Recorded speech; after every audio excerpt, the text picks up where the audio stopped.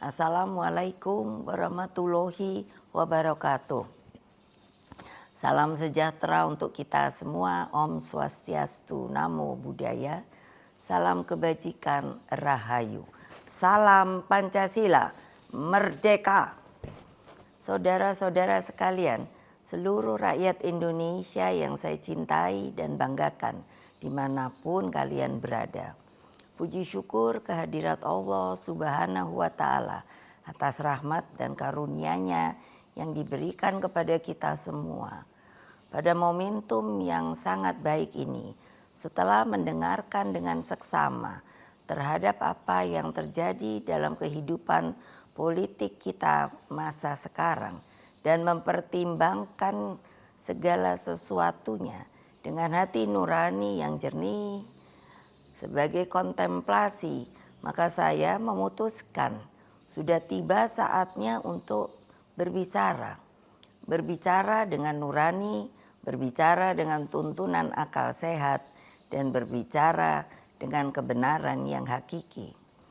Dengan melihat persoalan yang kita hadapi akhir-akhir ini, maka izinkan saya berbicara di sini sebagai anak bangsa yang ikut berjuang bagi tegaknya demokrasi Indonesia, juga berbicara sebagai Presiden kelima Republik Indonesia dan sebagai Ketua Umum Partai Demokrasi Indonesia Perjuangan.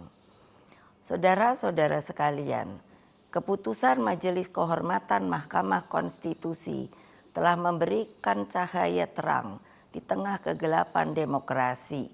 Keputusan MK tersebut menjadi bukti bahwa kekuatan moral, politik kebenaran, dan politik akal sehat tetap berdiri kokoh meski menghadapi rekayasa hukum konstitusi. Kita semua tentunya sangat-sangat prihatin dan menyayangkan mengapa hal tersebut sampai terjadi. Berulang kali saya mengatakan bahwa konstitusi itu adalah pranata kehidupan berbangsa dan bernegara yang harus diikuti dengan seluruh-seluruhnya.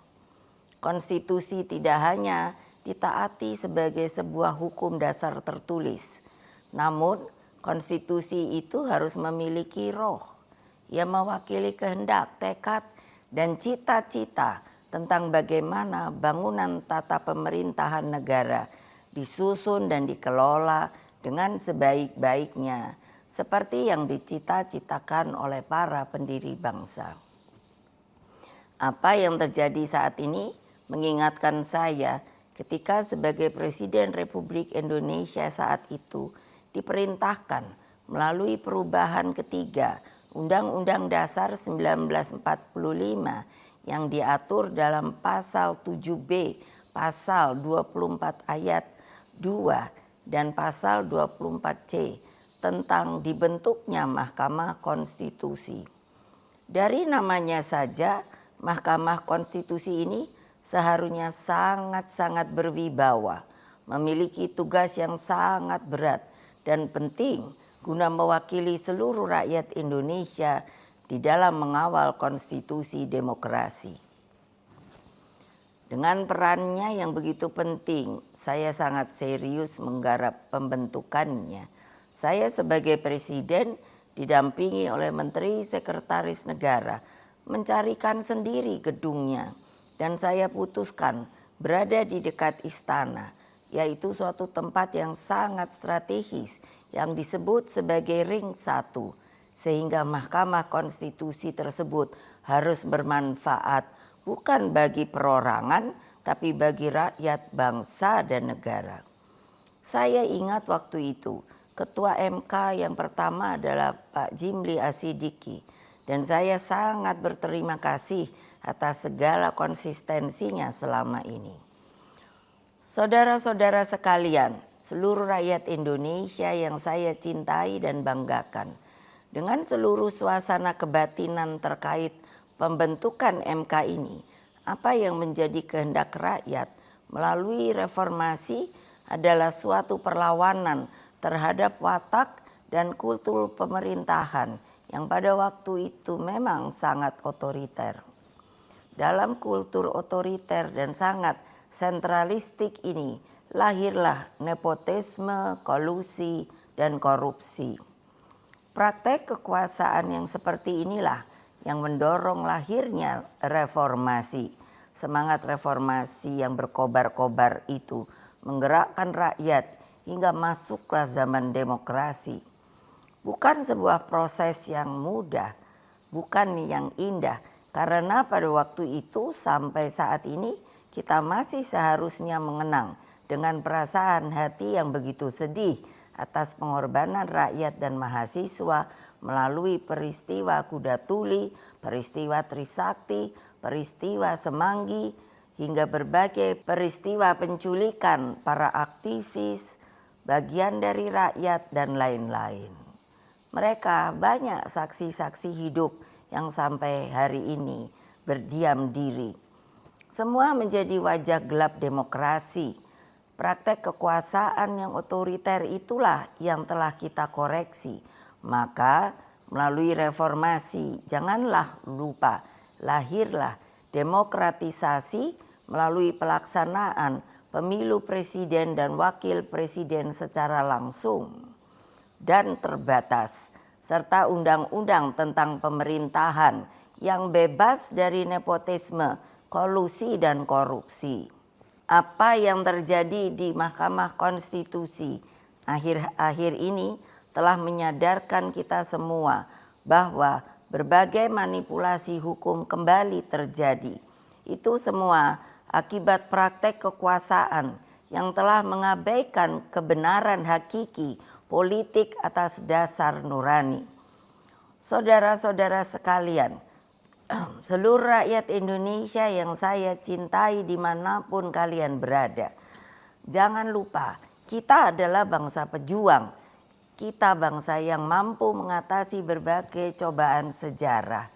Karena itulah dalam situasi seperti ini, mari kita kawal pemilu 2024 dengan nurani dan sepenuh hati.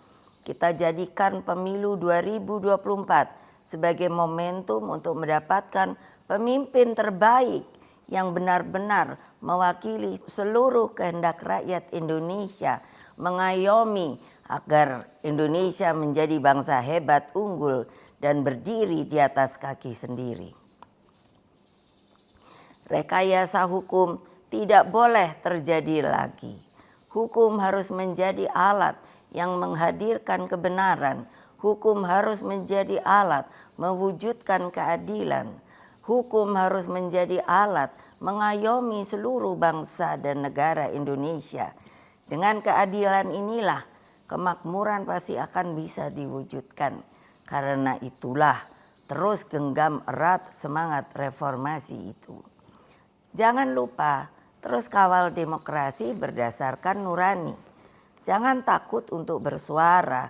Jangan takut untuk berpendapat selama segala sesuatunya tetap berakar pada kehendak hati rakyat. Terus kawal dan tegakkan demokrasi. Itulah kewajiban kita sebagai warga bangsa dan bahkan menjadi keharusan setiap anak negeri dan bangsa agar tidak terjadi kesewenang-wenangan. Sebab kedaulatan rakyat harus terus kita junjung tinggi. Pemilu yang demokratis, yang jujur, adil, langsung, umum, bebas, dan rahasia harus dijalankan tanpa ada kecuali. Rakyat jangan diintimidasi seperti dulu lagi. Jangan biarkan kecurangan pemilu yang akhir ini terlihat sudah mulai akan terjadi lagi.